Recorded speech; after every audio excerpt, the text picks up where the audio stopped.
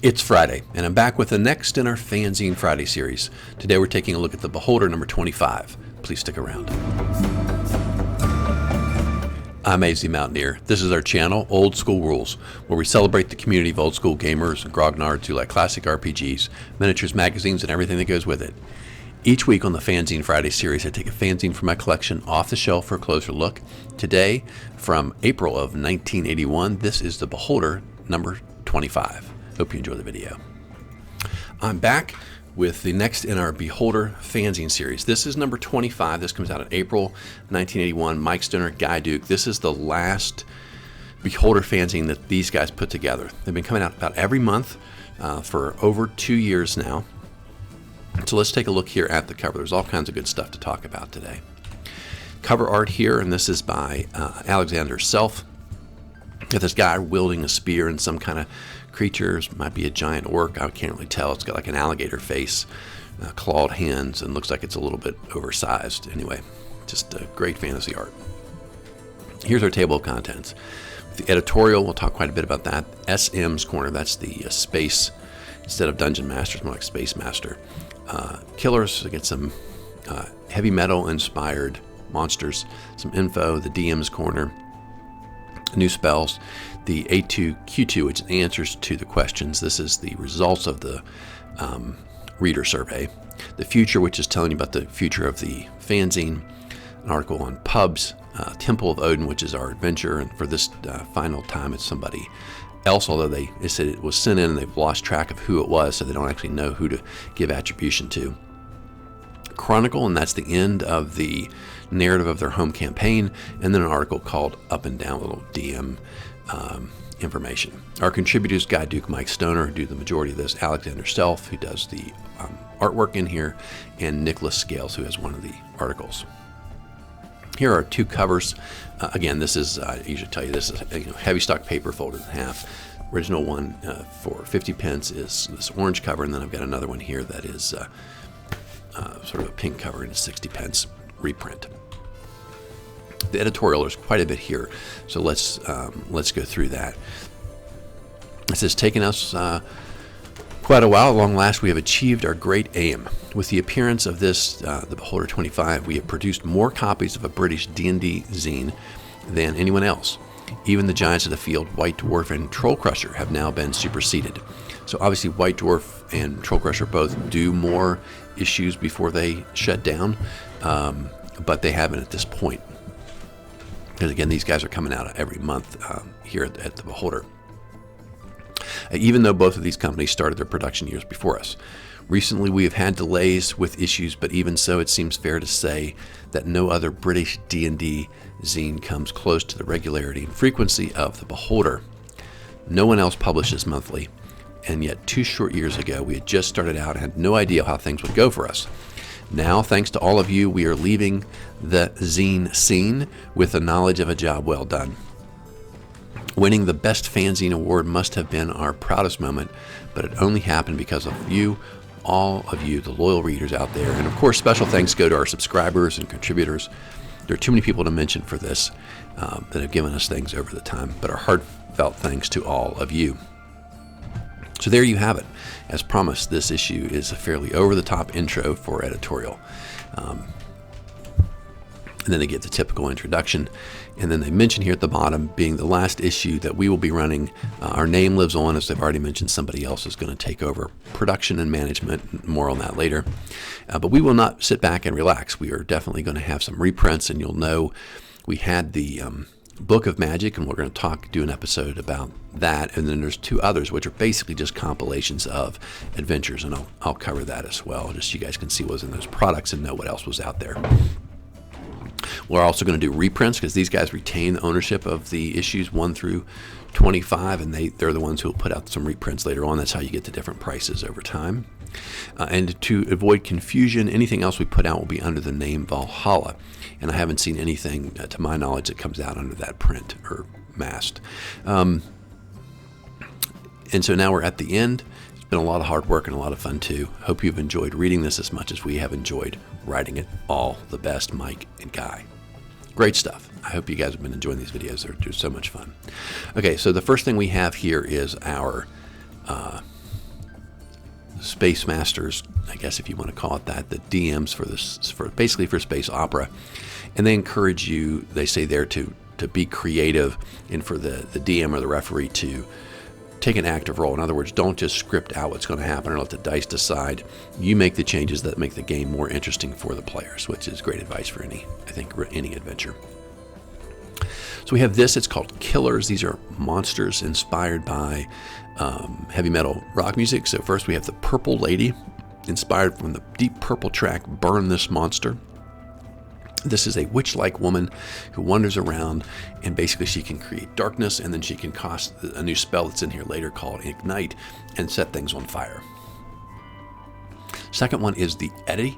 This is the Iron Maiden logo from the early album covers. Member of the undead, world turns like a vampire, but could be mistaken visually to look like a white.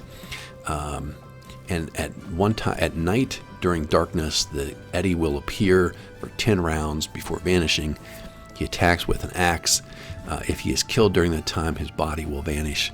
But he can only be permanently killed if all the wounds he suffers come from magical weapons. And this is the clever thing. So he appears within 20 feet of the body of a victim that he's either killed or injured previously. So the next time he appears, he's going to be sort of limited to where he can show up. And so they say the great thing is he comes in, gets in a fight, hopefully hits 2, 3, 4 different members of the party, and then gets banished away. But then will come back maybe at night when people are asleep, and he can just appear right near somebody that's already been damaged before. And so now he appears right on top of you, whether it's with surprise from behind when you're awake, or maybe even when you're sleeping, and he can get in some good chops, maybe kill you, and then disappear again and come back. Getting one party member at a time could be really, really troublesome. Next one is the Neon Knights. This is inspired by Black Sabbath song. These are lawful good agents that appear, armor class of 1, 4 hit dice, and they're sort of glowing neon knights. They have these big two-handed swords. And when they hit you, they not only cause typical damage of 3d6, because they're giant swords, they also cast a convert spell on you, which can shift your alignment from evil towards good. And if they do get defeated, they come back as a 1 hit dice less. So they start at 4. If one was defeated, that one would come back next time as a 3 hit dice monster. And then we have the Iron Boar. This is the Motorhead logo, and I like this one actually a lot. This is a giant boar, but it's like an armadillo. Its body is encased in sort of a natural hard armor, almost like plate armor. It gives it an armor class of 0. It can come in really fast, smash into you, and it also has this sonic scream. If you're within 60 feet, it'll stun you for 3d4 rounds. And other things might be susceptible to actually being shattered by the sonic waves. I think it's a really cool. I know it's supposed to be kind of a funny article, but that one I think you could actually use in your home campaign for sure. Okay, a little bit of info, what's going on in the hobby, just for historical curiosity. We got Dragon Meet 4 and Games Day 81, which is now going to be a 2-day event. The DM's Corner, just random little suggestions, right? He says players use their skills better in a living dungeon than in the sort of menagerie where it's just they open a door and there's a monster waiting for them in there. They say, if you put the events into motion in the dungeon or wherever they're going, it lets a smart player use their intelligence or thoughtfulness to work with that in a way that's going to be more interesting for everybody. I think that is probably true. Beware unofficial material, even fanzines like The Beholder, and be careful you don't unbalance or ruin your campaign. I think the biggest issue for that is magic items, right? Or things you find, like the adventure itself or gaining experience points. Those kind of things aren't really going to mess you up, right? So it's more spells, scrolls, magic items. You got to always be careful about that. Frankly, probably even with official stuff too, I would say. Magic items must be limited and valuable. If you don't want your players having enough magic items to come back and just sell and get all the gold they want, and then they can turn around and buy everything they want. And I say, for goodness sake, whatever you do not have a magic shop where you can buy magic items. He encourages people to have a campaign and just talks about how much more rewarding that is than everything sort of being a one-shot. You go to a random dungeon. There must be tension in the the fear of death. It must be a real thing, or else people sort of get complacent. Hit players back with any particular tactics or techniques that they've come up with. If they have some little thing they like to do that gives them an advantage, they have some item they like to use that gives them an advantage, turn that around and give that to, put a smart leader of the villains on the other side and give them that same tactic and see how the players like it. He likes to use dungeon floor plans for combat, but he said, but make sure you don't turn this into essentially a board game where it's turns and measurement. He said things aren't supposed to be that precise in his mind for a good flowing campaign or a good flowing evening. And most of all, make sure you enjoy yourself, whatever else you're doing. If you're not enjoying yourself, you're doing something wrong. So, again, the great thing about these fanzines, the ideas are sort of timeless. The ideas of what it means to be a good DM, those kind of tips, those are all timeless for people, whether you're in 1974 or 2025. All right, new spells. We have some good new spells this time, I think. Convert, we mentioned before in connection with the Neon Knight. This cleric spell, second level, if you don't make your save, it moves you from evil towards good or from good towards evil. Won't, for whatever reason, they say doesn't change lawful versus chaotic, but it can move you from one slowly over time. You keep casting it, and sort of moves them to them. Confession, this is a first level spell, and the victim makes a save, and if fails, will be forced to sort of confess some secret. It could be anything the person wants to confess, won't necessarily be helpful. They just have to have some type of secret in order to share. Ignite, which is a cool spell. It's a fourth level druid spell, and you within 30-foot radius, you can cause anything that is flammable to ignite. And anything within a 3-foot area of wherever you designate will sort of catch fire. So buildings could catch fire, clothing, scrolls, whatever it is, can catch fire. So I like that one, I like that one quite a bit. It seems like a pretty good druid type spell. Waldo's Wondrous Arrow, second level spell. Oops, that might be a little low. It's a magic user spell.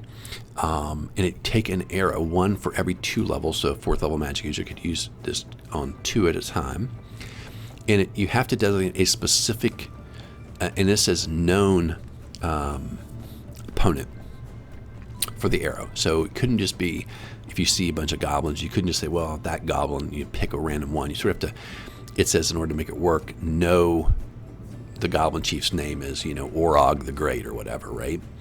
But if you do, then when you shoot this, it will hit that target. Guaranteed. No roll needed, and it will do maximum damage or maybe even double damage. And so, again, doesn't matter about melee combat, no chance of hitting anybody else. It sort of flies true and guarantees to hit for maximum damage. It weakens over time, so the day you cast it, it's going to be 100%, but then it goes down 5% every day thereafter. So first you'd roll a % chance to see if you're going to aim true or not. The worst it can be is end up basically being a +1 on your to hit roll. But anyway, I think it's a kind of a good item. It's not super powerful, right? Just double normal damage. And it's a limited use. Maybe you get higher level 3 or 4 of these things, but at that point, as a magic user, I don't know why you're focusing so much on arrows as your attack. But in any event, there you go. Then we have Teleporter, a 2nd level spell, and this one is great for use back in the day when DMs like to sort of put these little teleporter places around in dungeons. And this one lets you detect that there is a teleporter, there. Like if you touch this wall, you teleport, or the step on this stone, you're going to teleport. And it also lets you see where you're going to go. Now, maybe you don't know where that is, but at least you can see what the environment's going to be, where you're going to arrive, and make a decision about whether to go. So again, it's limited in use, so it's probably a pretty acceptable spell. And finally, we have Multiply, which is a druid spell, 4th level, cast on the druid, and makes him or her split in 2. And this is a little like Mirror Image, I thought it was going to be, but it's actually tangible duo. The copy has half as many hit points. The problem is if the copy dies, so does the original druid. So that's a pretty fair limitation on this spell. In the meantime, they act independently, and so it basically doubles your ability. I understand you don't have magical equipment. It doesn't say whether you can cast spells. The copy can cast spells or not, but I think you have to think about balance, whether that would be fair or not. But anyway, the fact that if the copy dies, the druid dies too is a pretty good limit or counterbalance to this spell being overpowered. So anyway, I like these quite a bit. Okay. Here are answers to questions. I always think these things are interesting, right? So here we go. Most people had sort of the more recent ones, but they said, what issues do you want reprints of? And they sort of said 6 to 12 was the spot where most people didn't have those that wanted them. Best issue, number 18, just beat out number 11 and number 19 there. The worst issue was number 22, which was the one that had so much space opera stuff. People really didn't like it. And so these guys, they're still hanging in there like, look, this is a good game. It's the best sci-fi game. But they recognized their readership not with them on that. What articles or type articles recurring did you like? The favorite one was thoughts on, then magic jar, new magic items, and reviews, followed by the the artwork, interior artwork, the chronicle narrative of their home campaign, new monsters, monster summoning, and finally the illustration folly or the comic book. 81% of people said the scenario is the best thing in most issues. Favorite ones: Ring of Fire, Devil's Quagmire. I believe that was Andy Ravenscroft's, I think, and then Dragon Isle. The worst scenario: Shipwrecked. I think that was the one that had the sci-fi element to it, and they said, even though some people like that, and the original D&D guys had some sci-fi blend in with their fantasy, a lot of people don't like that, clearly.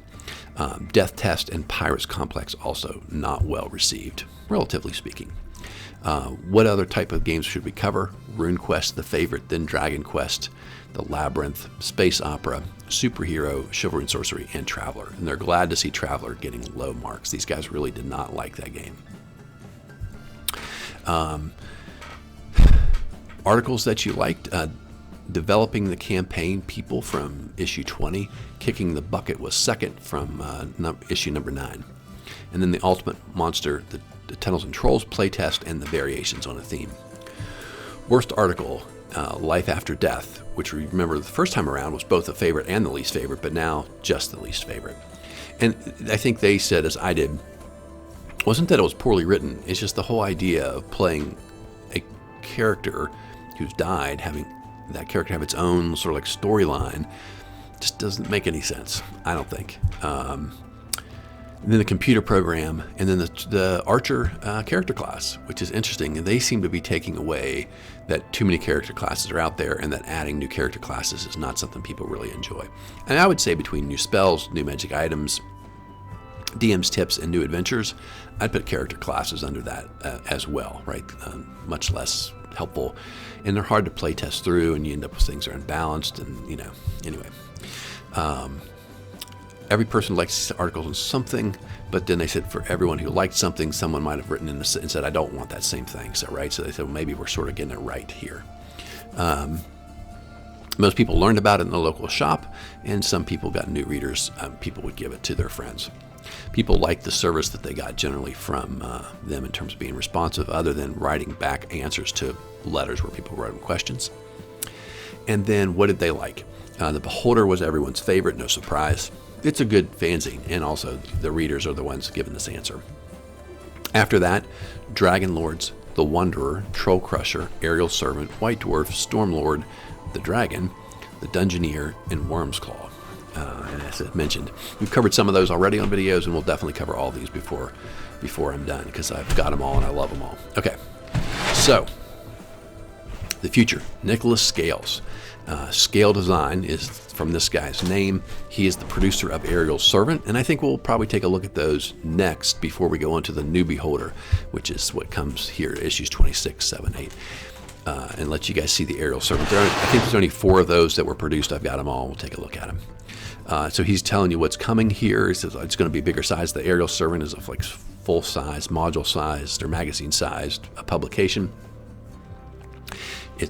He also says, we're going to be doing other articles besides D&D, which is interesting to me, that you've got the most loved, most successful fanzine, and your thought is, I'm going to change up what they do, right? I want to take it over. I want to use their name, but I want to change what they do and do what I think would be better, rather than what has been obviously the most successful.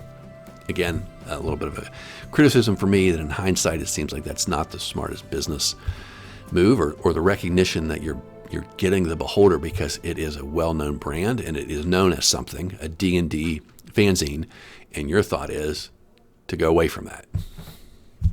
And maybe that's why he only has a handful of issues before he folds. In any event, he's giving you a little bit of information about the future. Okay, short note about pubs. You know, this traditional drinking spot, places people like to go. How it talks about how they often get into brawls. He says, you know, his thought is that pubs would not allow people to bring in weapons because the pub owner is smart to know that people start drinking and they intend to get in fights, and I'd rather you fight with your fists than with knives and swords. No doubt. Here is our adventure. As I mentioned, this is one that is not by Guy Duke. They said this was sent in, they liked it, but they can't figure out they couldn't find the name of the person who did it. So maybe someone out there will see this video and can give us a comment below and say, hey, you know what, from whatever that is, 40 years ago, that was my adventure. So the Temple of Odin set in a fertile valley, not far from a large city, maybe the city-state. A green and pleasant area, fast-running streams, and sunny. In the center of the valley is a large stone temple, the Temple of Odin, built of local stone, decorated to fit in with the natural surroundings. According to legend, centuries ago, the temple was an earthly dwelling of Odin himself, who brought law and goodliness to the whole country, and thus it was named Heaven on Earth. But Odin has been banished to his own plane by a chaotic evil fighter of immense power, and the fighter himself was destroyed in the conflict. Since then, the region of law and goodliness has dwindled, and now only the valley remains Heaven on Earth.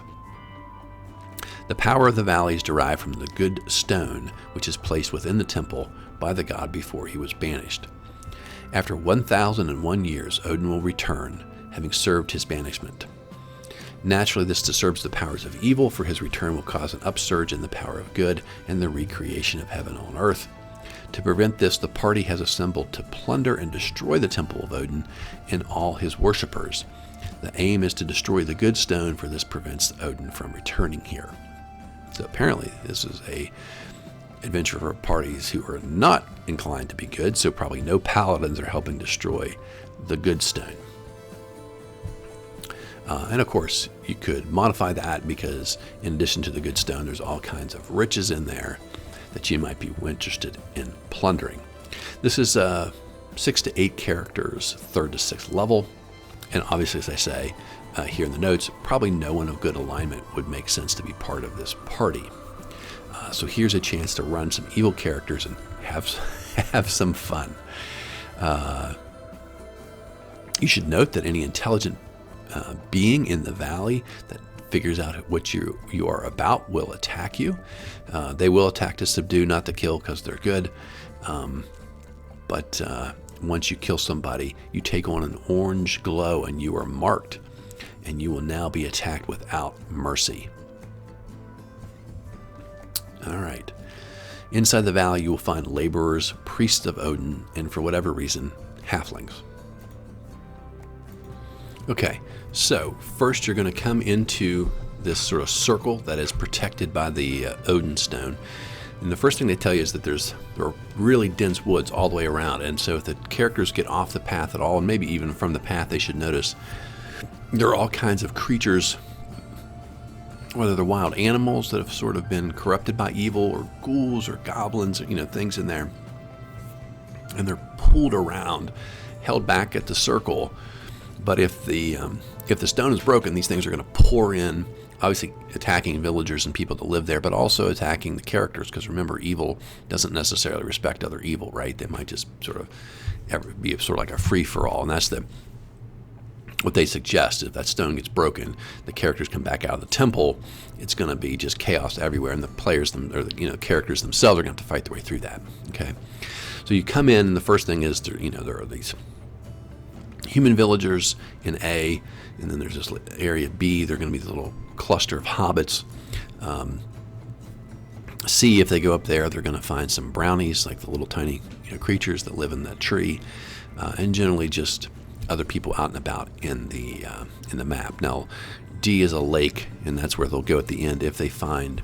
That's where the treasure, Odin's ancient treasure, is hidden if the players find their way to that. So inside we have a temple. It's pretty basic. They do suggest the idea should be that you have to either bluff or fight your way to get to the temple. The villagers aren't going to just let some random people, armed to the teeth, like, with swords and shields and stuff, walk into that temple. If you bluff or fight your way in, there's going to be some halfling guards in there. There's a bunch of priests in there and a few other creatures, lawful creatures that'll be there. And you basically, as you might imagine, fight your way through, fight your way up. You find yourself to the throne room where the high priest is with some other priests, basically clerics who are going to be fighting. At this point, know you're bad dudes and they'll be fighting against you, trying to resist you. And so we'll see whether or not you can get your way successfully in or out. It's a fairly straightforward adventure. Okay, Chronicle by Guy Duke, in several pages as he wraps up the end of the home campaign. Remember, they were playing through a particular adventure that Guy had created, where these two ancient demons are temporarily being controlled by these band of orcs of the Black Hand, who have this ancient stone or stones that hold their essence, and so give them some control over the demons. So his adventurers go into two of them have been captured. The other three make their way inside the orc stronghold, but they come upon the head leader of the orcs. He commands one of them to stop moving. He charms the other one and orders the third one, the magic user, to be thrown into jail. The magic user resists his charm, and so he keeps his wits, but he says, I better play along. He goes into a prison area where he finds his other two companions. He's able to get them free. They escape from the demon that's in there, come back into this room, and manage to defeat the orc leader, who's now by himself except for his warg. They overcome that, and on their way out, they're feeling pretty good about it. But then they get attacked from behind by one of the guards. A couple of people get killed. So down go two party members, and then on their way out, they encountered the two demons, who are now released from being controlled, and the demons eat them. The end. So I did not see the party TPK coming, right? But that is how this adventure wraps up. And finally, we have an article called Up and Down. This is by Guy and Mike, and this is the standard dungeon. Everything, is if you think about the map you've drawn, right? And they say think about taking that map and maybe turning it sideways and having a dungeon that's more, instead of a hallway between two rooms, it's a pit or a slide or something. You go up and down to move between rooms. So it's just change the orientation a little bit and create something very clever very easily is kind of their idea. Okay. And then at the end, we have this little note. That is it from us, Mike and Guy. Hope you've enjoyed the last 2 years as much as we have. We hope to see you at conventions still. Goodbye. We have this from Alexander Self. This is Fally his comic strip, and it's got the magic user with his pointy hat turned sideways, and it's super long. He's rammed through all 4 or 5 orcs here. He says, hey, that's quite the trick you've got there, as the magic user becomes essentially a lance. And again, I don't know who this artist is. I don't recognize that little initial and the number 80 down here at the bottom, but it's some kind of hellhound type of creature. Back cover for the first and only time, there's nothing on there because they don't need to advertise anything anymore because they are done. So that completes my look at the Beholder fanzine. 25 issues, just about every month, almost always on time. It's really an amazing accomplishment, right? Every bit as impressive as what the professionals were doing at the time. So Guy Duke, Mike Stoner, my hat is off to you guys for this amazing run that you did. Really, really impressive in the history of all D&D fanzines. I hope you guys have enjoyed this series. I hope you're enjoying the channel, and I hope you're subscribed. If you're not, I hope you will subscribe. And if you have friends who might enjoy our content, send them our way. Hopefully they will be subscribers as well. As I mentioned, we're going to take a look. I think we'll go take a look at the supplements that they did, because that's their product, and that'll sort of wrap up the stuff that Mike and Guy did. And then we'll look at Aerial Servant. I have those separate fanzines that are contemporary here at this point towards the end, and then we'll transition over into what we call the new Beholder, which is when the Aerial Servant puts it out under the name Beholder. And again, they put out 3 or 4 more issues of the Beholder, and then that'll sort of wrap this up and we'll move on to something else. Hope you guys have a great Friday, have a great weekend. Until next time, my friends, keep rolling 20s.